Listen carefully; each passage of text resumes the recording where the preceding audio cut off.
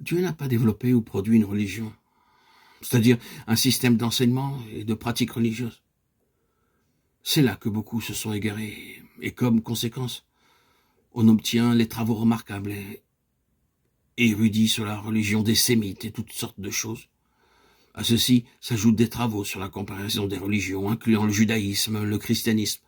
Toute la question est réduite à des valeurs comparatives dans les religions du monde. Quant à savoir quelle est la meilleure et s'il peut être prouvé, comme beaucoup ont essayé de le montrer, que le judaïsme valait mieux que toutes les anciennes religions et le christianisme mieux que les religions anciennes et modernes, pour devoir donc conclure que le christianisme est la religion pour le monde. C'est ici manquer le but.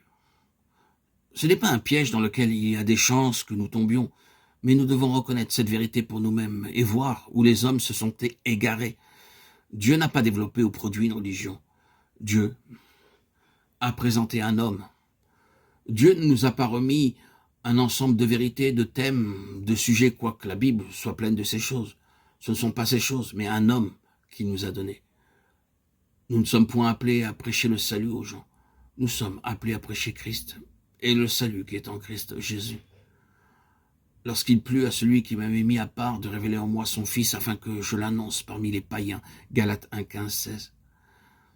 Toute vérité, toute doctrine, tout thème, tout sujet qui n'est pas une révélation de Christ et un ministère de Christ et qui ne l'introduit pas ni ne le rend plus grand et plus plein dans la vie a manqué son but, a été éloigné et séparé du dessein de Dieu et ne se tient pas du tout avec Dieu. Dieu ne nous a pas remis en premier lieu un ensemble de vérités, de thèmes, de sujets, quoi que l'on puisse trouver de grands thèmes dans la parole de Dieu, tels que l'expiation, la rédemption et beaucoup d'autres. Il nous a donné un homme, tout avec Dieu, d'éternité en éternité, est inséparablement lié à un homme. Peut-être vous vous demandez quelle est la valeur pratique de dire de telles choses.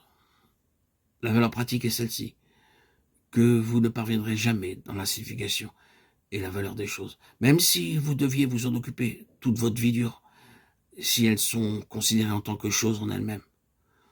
Dans toute vérité, la seule dynamique est le Christ vivant. La sanctification, c'est Christ, tout comme la justification, c'est Christ. Ce ne sont pas des choses qui doivent être prises et affirmées, dont on doit se saisir et s'approprier en tant que choses en elles-mêmes. Christ a été fait pour nous, pour notre sanctification, pour notre rédemption.